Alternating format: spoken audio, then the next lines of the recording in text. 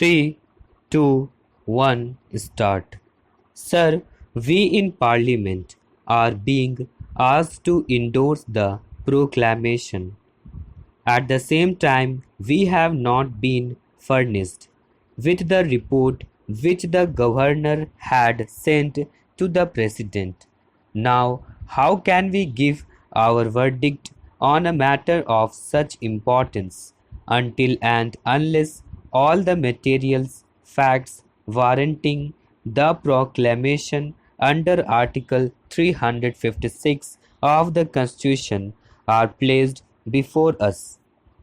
Yesterday, the Honorable the Home Minister said that this report contained only certain facts and figures with regard to the party positions in the dissolved Andhra Assembly. In that case, what is the objection to placing that report before us? It would not give us anything particularly new except certain arrangement of figures made by the governor of Andhra with a view to advising the president as to the course he should take. We submit that his report contains something else. It was the duty of the government to place the entire report before us for the closest possible scrutiny and the most meticulous examination by members of this House and of the other House, because this report lies at the bottom of the whole thing as far as the constitutionality of the action of the President is concerned.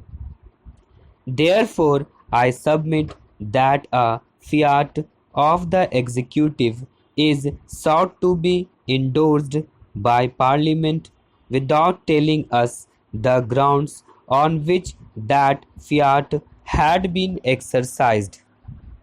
Constitutionally, this is improper. Then, sir, the President also says that he had considered other information received by him. We have not been told yet as to what was this other information. Neither have we been told about the source of such information. I do not know exactly on what basis the President applied his mind to the subject. We know that we cannot make any reflection on the President.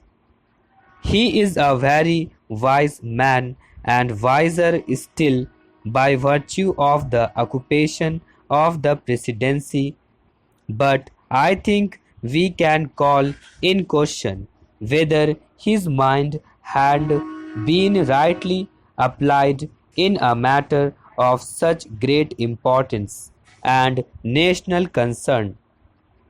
Our contention is that the President has not been in a position to apply his mind fairly and squarely to this subject because the report which had been submitted to him had been perverse, distorted, and false.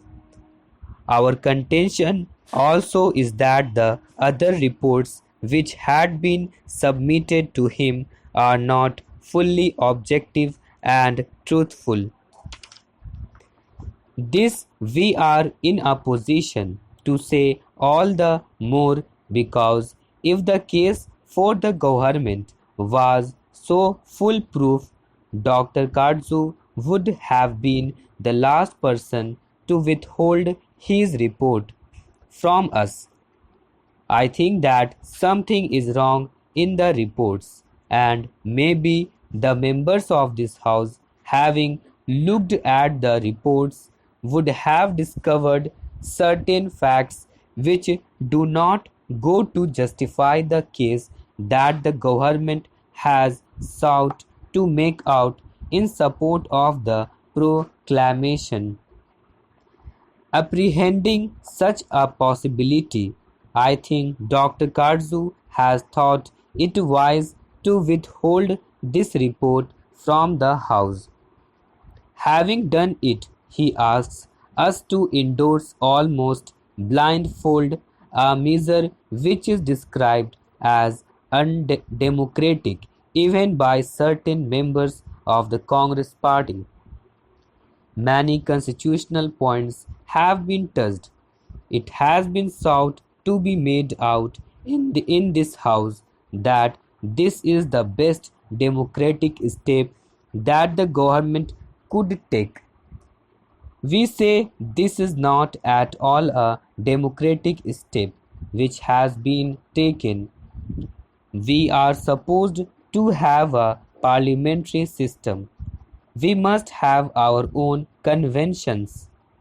We have got our own constitution, but we are told time and again in this house and in the other house that there are the British constitution and their parliamentary practice which one should imitate. Now imagine a situation of this sort in England.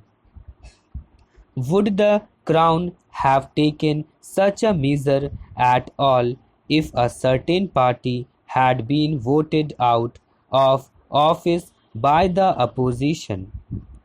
I think in a comparable situation there, the king would have inevitably called the leader of the opposition to explore the possibilities of forming a government.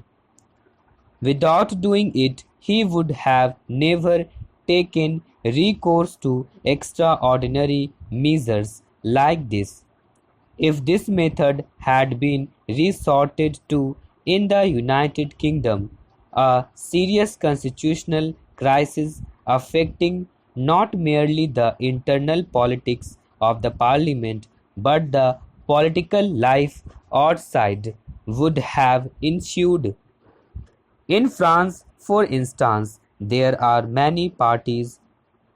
No party by itself enjoys an absolute or a comfortable majority. What happens there?